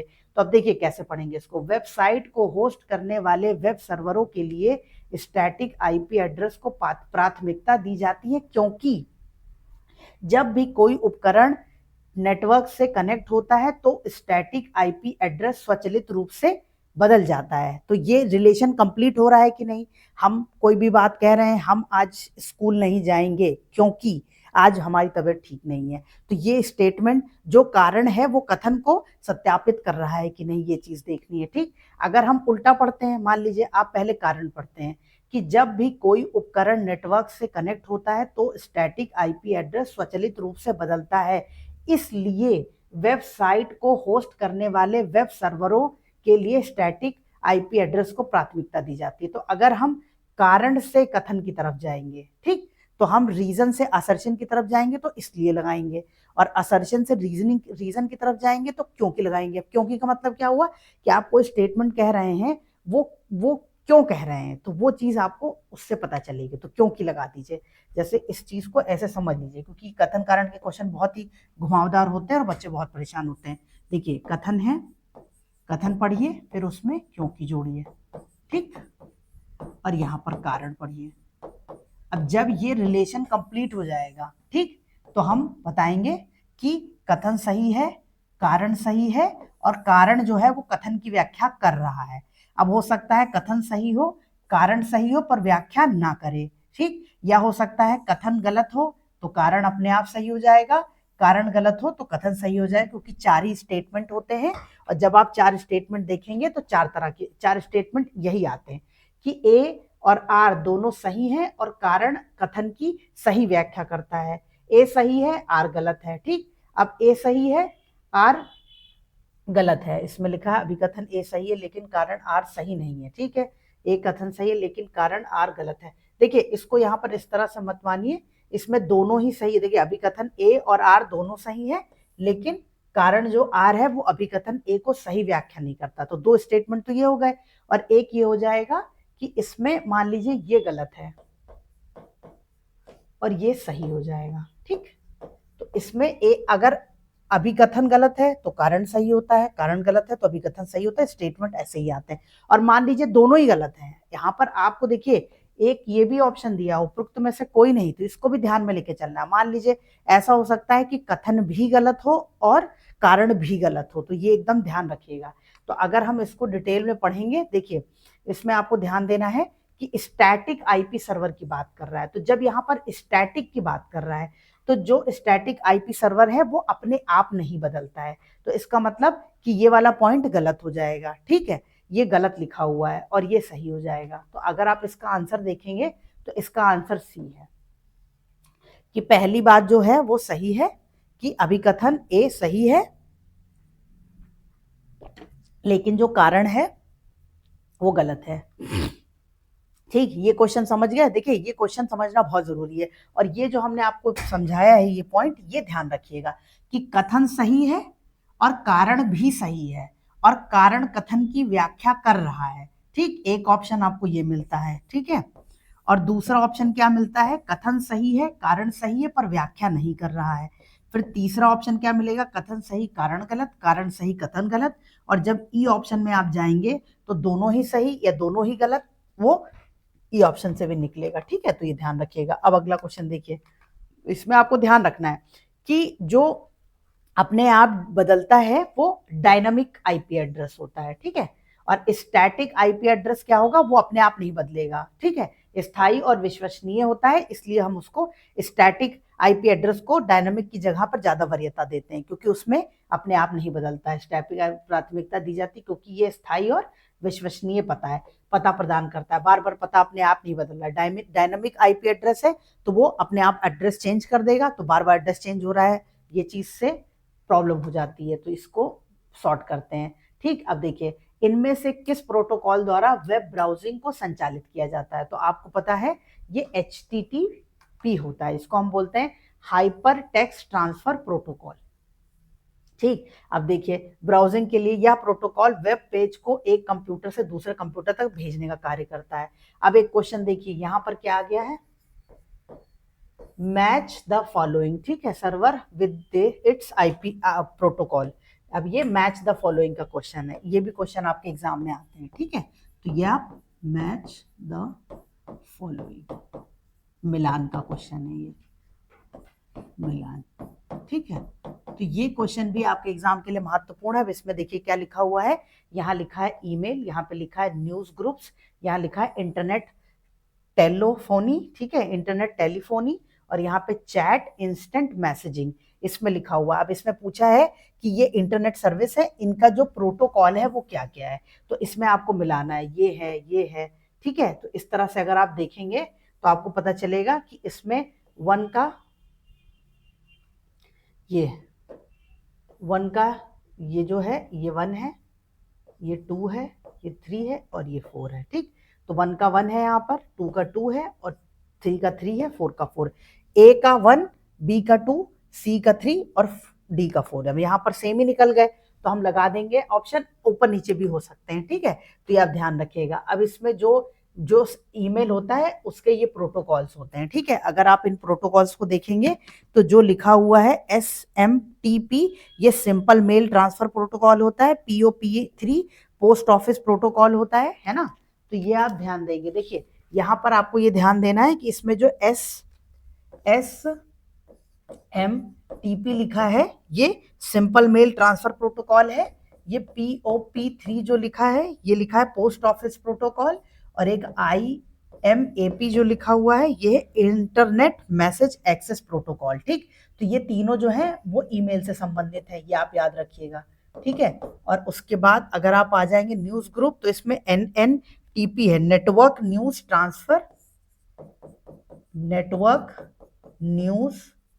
ट्रांसफर, ठीक है, प्रोटोकॉल, ये ध्यान रखिएगा। फिर VoIP ये लिखा हुआ है वॉइस ओवर प्रोटोकॉल, ठीक। फिर IRC जो लिखा है ये इंटरनेट रिले कास्ट, ठीक। ये आप ध्यान रखें, रिले चैट, सॉरी ये रिले चैट है। यहाँ पे अगर आप देखेंगे तो आपको ये समझ में भी आएगा, क्योंकि यहाँ पे चैटिंग और मैसेजिंग की बात करी जा रही। तो ये इसके प्रोटोकॉल्स हैं, ये आपको ध्यान देना। अब अगला क्वेश्चन देखिए, which of the following is not a type of broadband internet connection. इनमें से ब्रॉडबैंड इंटरनेट कनेक्शन कौन सा नहीं है? तो इसमें इसका मतलब ये है कि या तो ये चारों नहीं है तो ई हो जाएगा, कोई एक नहीं है तो वो हो जाएगा। तो आप इसमें देखेंगे तो ये जो डायलअप है ये इंटरनेट कनेक्शन का ब्रॉडबैंड नहीं है, तो ये आप ध्यान रखिएगा। आप देखिए जो DSL सैटेलाइट और फाइबर ऑप्टिक्स है ये ब्रॉडबैंड इंटरनेट के लिए काम करते हैं। डायलअप जो कनेक्शन है वो टेलीफोन लाइन के लिए काम होता है, ठीक है। तो इसकी गति बहुत धीमी होती है, इसलिए अब इसको यूज नहीं करते हैं। उच्च गति वाले इंटरनेट कनेक्शन जो लगातार उपलब्ध रहते हैं इन्हें हम ब्रॉडबैंड कनेक्टिविटी कहते हैं, ठीक है। चूंकि डायलअप धीमा है और हर बार कनेक्ट करने पर कॉल की तरह जुड़ता है, इसे ब्रॉडबैंड इंटरनेट कनेक्शन में नहीं माना जाता। तो ये आप ध्यान रखिएगा, ये डिफरेंस भी पूछ लेता है एग्जाम में। अब इसमें अगला क्वेश्चन देखिए, इसमें लिखा डैश में सभी ऑनलाइन गतिविधियां शामिल है जो जानबूझकर या अनजाने में रिकॉर्ड की जाती हैं, और डैश वह तकनीकी है जिसमें बड़े डेटा सेट से पैटर्न निकालना शामिल है। तो इसमें अगर आप ऑप्शन देखेंगे तो यहाँ पर डिजिटल फुटप्रिंट में सभी ऑनलाइन गतिविधियां शामिल है जो जानबूझकर और अनजाने में रिकॉर्ड करी जाती है। फुटप्रिंट का मतलब ये होता है कि ढेर सारे डेटा को जानबूझकर या अनजाने में रिकॉर्ड करा गया, तो वो फुटप्रिंट है, कितने दूर में फैलाव है डेटा का। फिर आप देखेंगे डेटा माइनिंग का करना का मतलब क्या हो गया कि आपने ढेर सारा डेटा का पूल इकट्ठा कर लिया, अब उसको माइन करके उसमें से एक पैटर्न निकालना है कि कौन सी चीजों पे सबसे ज्यादा काम हो रहा है, कौन सी चीजों पे कैसा काम हो रहा है, तो उसको हम डेटा माइनिंग कहते हैं, ठीक। तो ये ध्यान रखिएगा। अब ये आ गए हम अपने पैराग्राफ के सेक्शन में। आज एक पैराग्राफ दिया हुआ है यहाँ पर, आज कोई भी ग्राफ नहीं है, न तालिका वाला, न बार, ना फिर आपको क्या कहते हैं पाई चार्ट दिया, कुछ नहीं, ये पैराग्राफ दिया है। ये क्वेश्चन पेट के एग्जाम में पूछा गया था, वहां से उठाया गया है। इस टाइप के क्वेश्चन भी आपके एग्जाम में आ सकते हैं, तो एक दो क्वेश्चन इस तरह के भी प्रैक्टिस करके ही जाइएगा, ठीक है। ये आ गया अगर, तो इस तरह से आप कर पाएंगे। देखिए इसमें दिया गया है 3 अलग अलग दिनों यानी सोमवार, मंगलवार और बुधवार को निर्मित बैगनी, हरे और ग्रे रंग के गुब्बारों की कुल संख्या बताई गई है। अब सोमवार को इन्होंने क्या बता दिया है, निर्मित बैगनी से हरे रंग के गुब्बारों की कुल संख्या का अनुपात दिया है, ठीक। फिर निर्मित बैगनी से ग्रे रंग के गुब्बारों की कुल संख्या का अनुपात दिया हुआ है। फिर कुल गुब्बारों की संख्या 450 दी रही है। अब यहाँ पे कुल गुब्बारों की संख्या दे दी और अनुपात दे दिया, अब इससे आपको निकालना है। फिर अगला देखिए, मंगलवार को निर्मित बैगनी रंग के गुब्बारों की कुल संख्या निर्मित ग्रे रंग की गुब्बारों की कुल संख्या से 37.5% अधिक है। निम्नलिखित फिर उसके बाद और निर्मित हरे रंग से ग्रे रंग के गुब्बारों की कुल संख्या का अनुपात 9:8 है। निर्मित बैगनी रंग के गुब्बारों की कुल संख्या निर्मित हरे रंग के गुब्बारों की कुल संख्या से 40 अधिक है। अब देखिए यहाँ पर 3 डेटा दिया हुआ, इन तीनों डेटा से हमें निकालना है वैल्यू। निर्मित बैगनी रंग के गुब्बारों की कुल संख्या निर्मित हरे रंग की कुल संख्या का 5/11 भाग है। निम्नलिखित निर्मित बैगनी रंग के गुब्बारों की कुल संख्या 150 है। निर्मित ग्रे रंग के गुब्बारों की संख्या 240 है। ठीक, ये आपको दे दिया गया। अब सोमवार, मंगलवार और बुधवार 3 दिन की बात करी गई है पैराग्राफ में। 3 दिन में 3 तरह के 3 कलर के गुब्बारे हैं, बैगनी, हरा और ग्रे। इसका उत्पादन किया गया है, किस दिन कितना किया गया है, कौन सा, ये सब। देखिए हमने कल इसके पहले भी आपको क्वेश्चन एक करवाया था, उसमें ये बात करी थी कि पहले आप इस तरह का क्वेश्चन पढ़ लें, फिर आप इसके वो पैसेज को पढ़ लें या फिर ग्राफ को पढ़ लें, जो भी दिया हुआ डेटा उसको पढ़ लें, फिर उसके बाद क्वेश्चन देख लें क्वेश्चन में क्या क्या पूछा गया है। अगर क्वेश्चन में उत्पादन के बारे में बात करी गई है, बार बार ये पूछा गया कि बैगनी रंग के गुब्बारे कितने, हरे रंग के गुब्बारे कितने, ग्रे रंग के गुब्बारे कितने, बार बार इसी पैटर्न पे क्वेश्चन बनाए गए हैं, तो आप सबसे पहले इसको सॉल्व करके बैगनी, हरा और ग्रे तीनों में इसको, जैसे कि तीनों में जैसे आप बात करिए तो सोमवार में, ठीक, फिर मंगलवार में और फिर बुधवार में, इन तीनों दिन का पहले सॉल्व करके निकाल लीजिए अपने पास। ठीक, जब आप ये सॉल्व करके निकाल लेंगे ना, तो इसी डेटा को यूज कर करके आप पांचों आंसर, क्वेश्चन के आंसर दे देंगे। आपको बार बार नहीं निकालना पड़ेगा, और नहीं उसमें क्या होगा, हर बार क्वेश्चन पढ़ रहे हैं, हर बार उसको सॉल्व कर रहे हैं, हर बार डेटा एक्सट्रैक्ट कर रहे हैं, तो ये नहीं करेंगे। सबसे पहले हम सोमवार में देख लेते हैं कैसे निकलेगा। अब सोमवार में देखिए, यहाँ निर्मित बैगनी से हरे रंग के गुब्बारों का अनुपात, अब यहाँ पर अनुपात दे दिया इन्होंने और टोटल दे दिया। ठीक, देखिए इसको कैसे सॉल्व करेंगे। सबसे पहले आपको ये चीज देखनी है कि जो कुल है वो हमें पता है कि 450 है। अब अगर यहाँ पर आप देखेंगे तो इसको ऐसे लिखिए, बैगनी और हरा, तो इसका अनुपात है 3:4। ठीक, फिर आप बात करेंगे तो ये बैगनी और ग्रे, इसका अनुपात क्या है, 3:2। ठीक, अगर आपको देखिए हमने आपको रेशियो क्लास पढ़ाई है, उसमें एक कॉन्सेप्ट ये होता है कि दो, जैसे देखिए यहाँ पर दो कॉमन मिल गए हैं, ठीक है, तो जब हम इसका अनुपात निकालने की कोशिश करेंगे तो आप इसको इस तरह से लिख सकते हैं कि 3:, हरा का अनुपात और ये ग्रे का, इसको एक साथ ऐसे लिख दीजिए, 3:4:2, ये डायरेक्ट हो गया। ठीक, इसको सॉल्व करने का एक मेथड होता है जो आप समझ लीजिए अगर आपको नहीं आता। मान लीजिए कोई नंबर है A:B, ये लिखा है 1:2, ठीक, और कोई नंबर है B:C, ठीक है, अब ये लिखा हुआ है 2:3, ठीक है।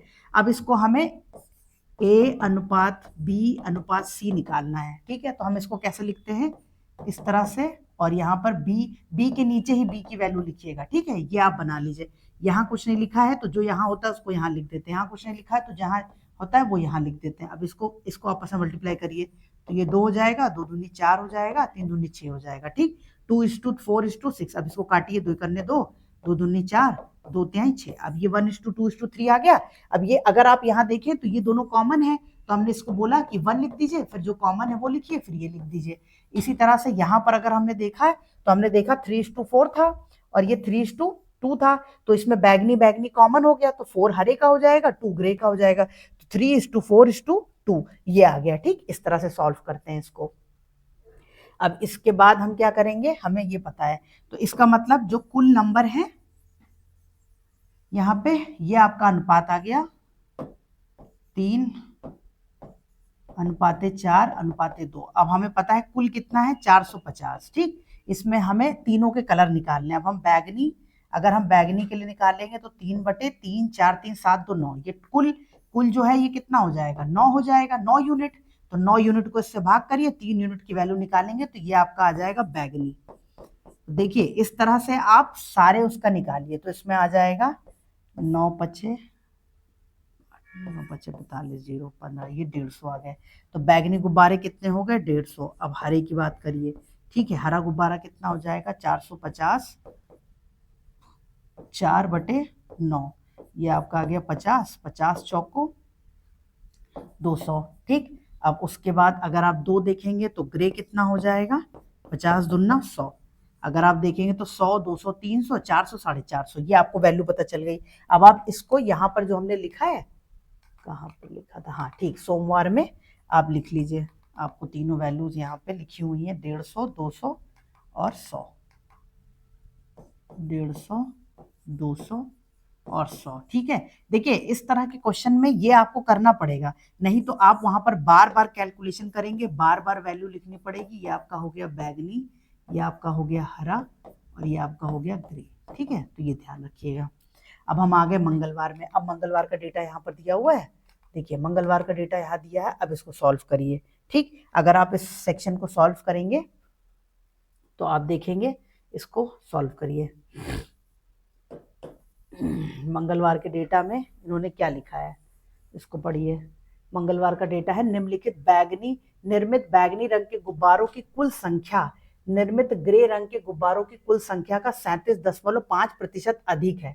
तो जब बैगनी है और जो ग्रे है, ठीक है, अगर हम इसमें देखें तो बैगनी जो है वो ग्रे से 37.5% अधिक है। तो कितना अधिक हो गया, 137, ठीक है, बटे, और इसको आप 100 से भाग करिए। अगर मान लीजिए ग्रे 100 है, 100% है, तो बैगनी कितना हो जाएगा ग्रे के कंपैरिजन में। अगर हम ग्रे से कंपेयर कर रहे हैं तो बैगनी की वैल्यू कितनी हो जाएगी, तो ये आप देखेंगे, तो ये आप काटेंगे, ये आपका हो गया है 135, 5 दूनी 10, 0 0, 5 दूनी 10, 13, 37, 5 7 35, 25, ठीक है, ये आपका आ जाएगा 5 24 0, 25 25, अब ये आ गया 5 करने 5, 5 करने 5, 5, ठीक, ये आ गया 11/8। ठीक, अगर आप देखेंगे तो बैगनी और ग्रे का जो रेशियो है 11:8 आ गया। ठीक, ये रेशियो हमें मिल गया। और इन्होंने बोला है हरे और ग्रे का जो रेशियो है वो 9 है। अब यहाँ पे हरा और ग्रे, इसका रेशियो अगर आप देखेंगे तो 9:8 है। ठीक, अगर आप इसको सॉल्व करेंगे तो ये आपका बन जाएगा 8 8, ये हो जाएगा 11 8 और 9। ठीक, ये आपका रेशियो बन गया। ठीक है, 11 8 और 9, ये आपका रेशियो बन गया।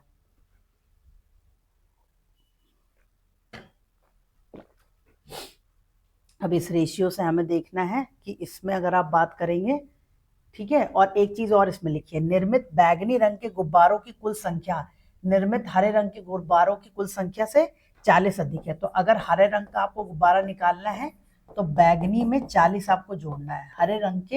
हरे रंग के गुब्बारों की कुल संख्या से 40 अधिक है, बैगनी रंग के गुब्बारे हरे रंग से 40 अधिक है। ठीक, तो ये आपको ध्यान देना है। अब इसके बाद अब हम इसको अगर सॉल्व करेंगे तो ये हो जाएगा आपका, ठीक है, बैगनी रंग। अगर हम बात करें तो अब यहाँ बैगनी और हरे का रेशियो हमने निकाला था, बैगनी और हरे का रेशियो क्या हो जाएगा, ये हो गया 11 आपका बैगनी, 8 हो गया हरा। ठीक है, नहीं 8 हो गया ग्रे, 9। तो ये आपका बैगनी और हरे का रेशियो क्या हो जाएगा, बैगनी और हरे का रेशियो यहाँ से निकालेंगे तो 11:9। ठीक, अगर आप देखें तो ये कह रहा है कि ये बैगनी जो है उससे हरे से 40 ज़्यादा है। तो ये 11 में से 9 घटाइए, ये वैल्यू 40 है, मतलब कि 2 यूनिट की वैल्यू 40 है, 1 यूनिट की वैल्यू 20 है। तो अगर 1 यूनिट की वैल्यू 20 है तो 11 यूनिट की वैल्यू कितनी हो जाएगी, 11 दूना, तो ये आ जाएगी 220। ठीक, और 8 8 दूनी 16, 160, और अगर 9 से देखेंगे तो 9 दूनी 18, 180, ये आपकी वैल्यू हो जाएगी, है ना, ये आपकी वैल्यू हो जाएगी 11 9 और 8 से। अगर हम इसको निकालेंगे तो ये हमारा आ गया मंगलवार 220, 160 और 180, 220, 160,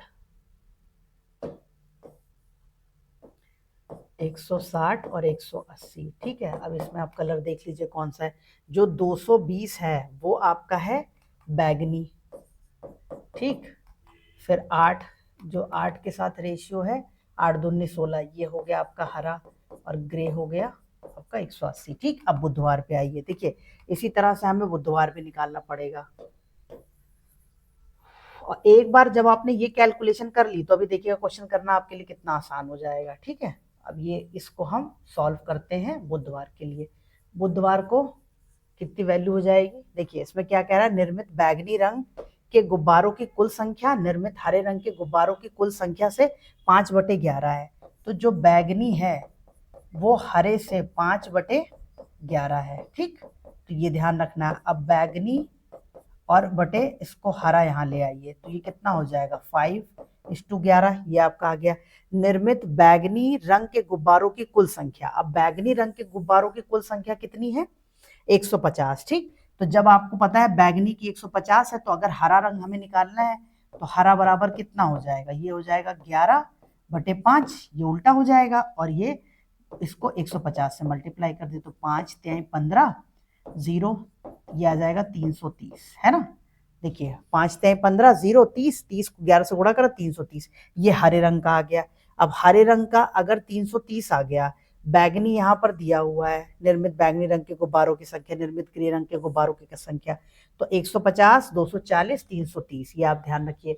अब ये 150, 200, 330, 240, ये ग्रे है, ये बैगनी है, तो ये हरा है। देखिए यहाँ पर बहुत टाइम लग गया है, ये बात सही है, क्योंकि ये कैलकुलेशन थोड़ी सी डिफिकल्ट थी, थोड़ा पेपर आप कह सकते हैं कि क्वेश्चन भी थोड़ा सा ट्रिकी था, तो वो ये चीज सॉल्व करने में। अब ये तीनों वैल्यूज जो निकाल ली हमने, इसी पे बेस्ड हम क्वेश्चन पांचों देखेंगे। अब देखिए, सोमवार, मंगलवार, बुधवार को एक साथ निर्मित ग्रे रंग के गुब्बारों की अनुमानित औसत संख्या बताइए। अब हमें पता है सोमवार को ग्रे कितना है, 100, फिर 180, फिर 240, हमने देखा 100, 180 प्लस 240, ठीक, इसका औसत बताना है, तो तीन तीन दिनों का है तो 3 से भाग करना पड़ेगा औसत। अब ये आपका आ जाएगा 8 4 12 के 2, 0, यहाँ पे आ गए 1, 2 1 3 1 4 1 5, 520 और 3, अगर इसको आप काटेंगे तो ये आपका लगभग आ जाएगा 166.66, ऐसी वैल्यू आएगी। तो इसमें ऑप्शन में कंप्लीट नंबर दिया होगा तो 167, ये आपका आंसर हो जाएगा। ठीक है, तो ये है, हो गया। अब देखिए, अब वो चीज आपने सॉल्व कर ली तो अब क्वेश्चन आसानी से हो जाएंगे। अब अगला देखिए, ये है बैगनी हरा का अनुपात। अब इस तरह से आप हरे का अनुपात करते, फिर एक यूनिट निकालते, फिर इसकी निकालते, फिर बुधवार की निकालते, फिर सॉल्व करते। हमने एक बार सबका निकाल लिया, अब हम फटाफट आंसर ले आएंगे। ठीक है, अब देखिए ये आपका आ गया, ये हो गया आपका 100, 160, एक सेकेंड, हाँ ठीक है, सॉरी, देखिए यहाँ पर एक कैलकुलेशन थोड़ी सी मिस्टेक हो गई है, उसको हम सुधार लेते हैं। ये आ जाएगा आपका 100 प्लस 160 प्लस 240, ठीक, ये आपका आ जाएगा 500, और औसत निकालेंगे इसका 3 से। अगर आप देखेंगे तो 3 एकन्ने 3, 2 यहाँ गया, 3 छक 18, फिर 2 गया, 3 छक 18, 6 6, 1.66 ये आ जाएगा। तो आपका आंसर इसमें ये हो जाएगा। ठीक है, अब अगला क्वेश्चन देखिए। अगला, यदि गुरुवार को निर्मित कुल गुब्बारों की संख्या बुधवार की संख्या से 25% कम है। अब देखिए, गुरुवार दिया नहीं है पर पूछा है, ठीक, और गुरुवार को निर्मित कुल बैगनी, हरे और ग्रे रंग के गुब्बारों की संख्या का अनुपात 4:3:2 है, तो गुरुवार को निर्मित कुल बैगनी गुब्बारों की संख्या ज्ञात कीजिए। अब देखिए, इसमें सबसे पहले आपको गुरुवार को निर्मित कुल गुब्बारों की संख्या बुधवार की संख्या से, अब बुधवार की कितनी संख्या है, बुधवार की अगर आप संख्या चेक करेंगे तो बुधवार की, देखिए बुधवार की संख्या कितनी है, 0, 5 4 3 7, 7 5 12 की 2, यहाँ पे आ गई हासिल 1, ठीक, 1 आ गया, और ये 1 1 2 2 2 4 4 3 7, 720 है। ठीक, अब इसको आप देखिए, ये आ गया 0 5 3 8 8 4 12 के 2, हासिल आ गई 1 3 1 4 4 2 6 7, ठीक, 720। अब बुधवार में आप क्वेश्चन पे आइए। अब यहाँ पर आप देखिए, तो बुधवार को कितना उत्पादन हुआ है, 720 का, और ये कह रहा है गुरुवार को 25% कम हुआ, तो 100% का उत्पादन 720 है, तो 25% कम हुआ, तो इसका मतलब 75% उत्पादन हुआ। तो आपको ये ध्यान देना है। ठीक, अब इसको आप अगर कट करेंगे तो 2 पंचे 10, 2 तिहाई 6, 2 छक 12, फिर 5 से काटिए, 5 एकन्ने 5, ये आ जाएगा आपका 5 2 7 पचम 25, ठीक, 15 छक्का 90 के 0, 9 आ गए, 15 तिया 45, 45 6 हाँ 54, ठीक है। अगर आप देखेंगे तो 45 में अगर आप 10 जोड़ते तो 55 होता, 9 जोड़ रहे हैं तो 54 हो जाएगा। ठीक, अब 540। अब इसमें देखिए, अब इसमें पूछा है कि ये तो कुल उत्पादन हो गया गुरुवार का, अब पूछ रहा है गुरुवार को कुल उत्पादन में बैगनी रंग के गुब्बारों की संख्या, तो ये बैगनी है, ठीक, और ये टोटल 4 3 7 तो 9 है। तो अगर आप देखेंगे तो इसको आपको करना पड़ेगा 4/9, ठीक, 9 पच्चे 45, 9 छक 54, ये 60 आ गया। आप 60 को 4 से गुणा करेंगे तो 4 छक 24, 240, ठीक है। अब इसमें देखिए बैगनी रंग का आंसर 240। अब देखिए आपकी कैलकुलेशन आसान हो गई कि नहीं हो गई। एक बार आपने वो 3 वैल्यूज निकाली, वो सबसे डिफिकल्ट काम था कि बैगनी और हरा और ग्रे, सोमवार को कितना है, मंगलवार को कितना है, बुधवार को कितना है। अब वहां के बाद ये कैलकुलेशन आपकी आसान है, आंसर आ जाएंगे फटफट। अब ये कैलकुलेशन इतनी लंबी आपको करनी पड़ती, इससे आप बच गए। ठीक है, अब अगला देखिए, बुधवार को निर्मित हरे रंग के गुब्बारों की कुल संख्या का सोमवार को निर्मित बैगनी रंग के गुब्बारों की कुल संख्या से अनुपात ज्ञात कीजिए। अब बुधवार को हरे रंग की बात कर रहा है और सोमवार को बैगनी रंग की बात कर रहा है। अब यहाँ पर आइए, बुधवार को हरा रंग, बुधवार को जो हरा रंग है वो 330 है, ठीक, और सोमवार को बैगनी जो है वो 150 है। निर्मित बैगनी रंग के गुब्बारों का, तो ये 330 और 150 इसका अनुपात बताना है। कट गया। अब ये आ जाएगा 3 इकन्ने 3, 3 इकन्ने 3, 3 पचे 15, 11:5। ये आगे देखिए आंसर फटफट आ जा रहे हैं, ठीक है। अब आपको सॉल्व नहीं करना पड़ेगा, आपने डेटा एक बार निकाल लिया, उसी डेटा पे क्वेश्चन रहता है। मंगलवार को निर्मित कुल गुब्बारों की संख्या और सोमवार को निर्मित ग्रे रंग के गुब्बारों की कुल संख्या के बीच अंतर क्या होगा। तो मंगलवार को कितने हुए और सोमवार को, देखिए अब यहाँ पर फिर से आ जाइए, ये डेटा आपने सेव करके रख लिया। मंगलवार को कुल कितना हुआ, तो अगर आप मंगलवार को कुल निकालेंगे तो ये आपका हो जाएगा 0, 6 2 8, 8 8 16, हासिल आ गई 1, 2 2 4 1 5। तो मंगलवार को कुल उत्पादन हुआ है 560, ठीक है। अब इसमें देखिए क्वेश्चन क्या कह रहा है। मंगलवार के कुल उत्पादन ये था 560, ठीक, और सोमवार को ग्रे के उत्पादन के बीच अंतर। अब सोमवार को ग्रे देख लीजिए, सोमवार को ग्रे है सोमवार को 100, ठीक। अब इसमें से 100 घटाना है, तो ये आ जाएगा 460, ठीक। ये आपके ऑप्शन में है, ठीक है। देखिए आंसर आ जा रहा है। आप देखिए यहाँ पर तो मल्टीपल स्लाइड्स है, बैक आगे करना पड़ा है, थोड़ा टाइम लग रहा है, पर आपके पास तो पेन एंड पेपर रहेगा और आपने एक जगह पे रफ में निकाल लिया डेटा, वहां से डेटा देखते जाइए, सॉल्व करते जाइए, आंसर 2 मिनट में भी आंसर नहीं आएगा और 1 ही मिनट में आ जाएगा। देखिए क्वेश्चन फटफट सॉल्व हो गए। बुधवार को निर्मित ग्रे रंग के गुब्बारों की कुल संख्या, ठीक, सोमवार को निर्मित हरे और ग्रे रंग के गुब्बारों की कुल संख्या का कितना प्रतिशत है। तो इसमें बुधवार का ग्रे और सोमवार का ग्रे और हरा, एक बार क्वेश्चन देख लेते हैं। सोमवार का हरा और ग्रे, ठीक है, ये आप देखिए बुधवार को ग्रे, ठीक, ये 240 है, और सोमवार को हरा और ग्रे ये है 300। अब 300 से 240 का प्रतिशत निकालना है हमें। 300 से 240, ठीक, ये आपको बताना है कितने प्रतिशत अधिक है। तो ये आप देखेंगे तो आपको समझ में आएगा कि 300 से 240 को घटाइए बटे 300 और इसको 100 से।